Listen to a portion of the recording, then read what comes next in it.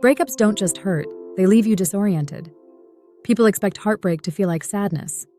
What they don't expect is confusion. Not knowing who you are in the days after. Not knowing how to fill time that used to make sense. Because what breaks in a breakup usually isn't your heart. It's your sense of self. Most people misinterpret this feeling.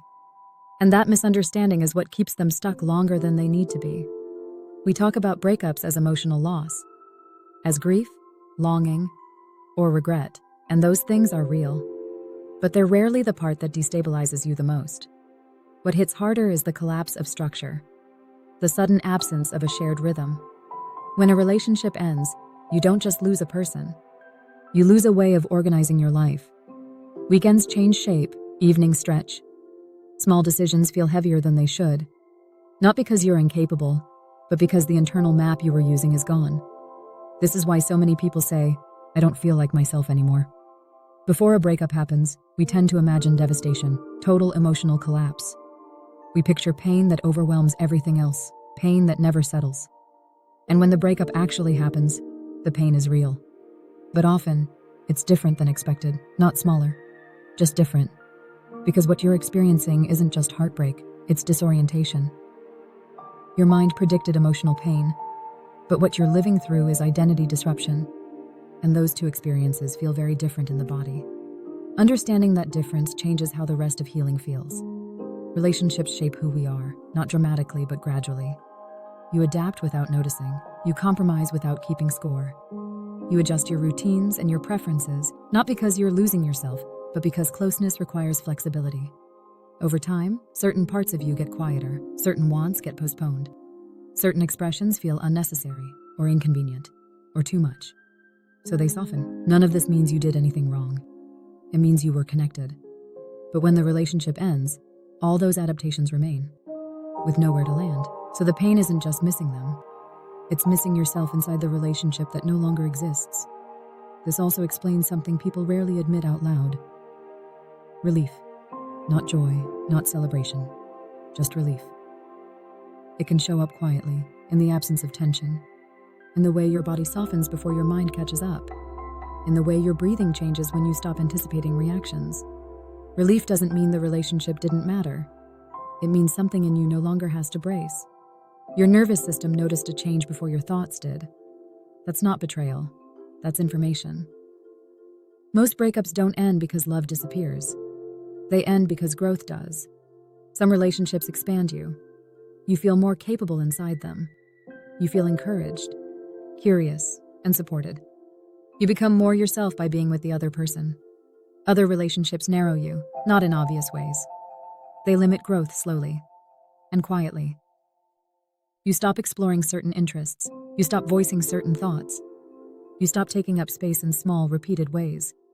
Not because you're told to, but because it feels easier. So when those relationships end, what returns first isn't happiness. It's space. Space where pressure used to live. Space where you can move again. This is why some people feel better before they feel sad, or calm before they feel grief.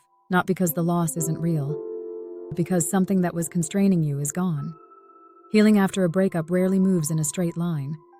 One day you feel steady, the next, you're right back in it. Missing them, questioning yourself, replaying moments. This isn't failure, it's reconstruction. You're not just processing emotions, you're rebuilding an internal structure.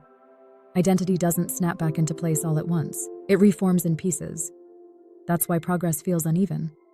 And why judging yourself for that only slows things down. What's actually happening is integration. Your system is learning how to exist without a familiar reference point. This is also why longing can be so confusing. Because it doesn't always mean you want the person back. Often, what you're missing is the version of yourself that existed with them. The certainty, the reflected identity. Longing is frequently about orientation, not attachment. It's the mind reaching for something familiar to stand on, which is why memories surface most strongly when you feel untethered, not when you feel secure. This isn't weakness. It's stabilization trying to happen. This is why people rush healing. They mistake instability for danger. They think feeling unsettled means something is wrong, so they try to move past it quickly. They distract themselves. They replace the relationship. They tell themselves they should be over it by now. But speed doesn't restore identity, presence does. Trying to skip this phase often delays it, because what hasn't been integrated keeps resurfacing. Not to punish you, but to be acknowledged. Another reason the self feels fragile after a breakup is because it's no longer mirrored. In relationships, you see yourself reflected back. Through your routines, shared language, inside jokes, and roles. When that reflection disappears, the self feels quieter, less reinforced. This doesn't mean you're empty. It means the echo has stopped. And it takes time for your own voice to feel loud enough again. This is where people often get it wrong. They think healing means improvement, becoming better, becoming stronger. But healing isn't a performance, it's a return. People tend to recover faster when they reconnect with parts of themselves that went quiet. Not to fix anything, but to recognize, to re-inhabit. It doesn't look dramatic, it looks ordinary. Doing things you stopped doing because they didn't fit. Expressing preferences without negotiation. Making choices that don't need to be explained. Letting your inner life take up space again.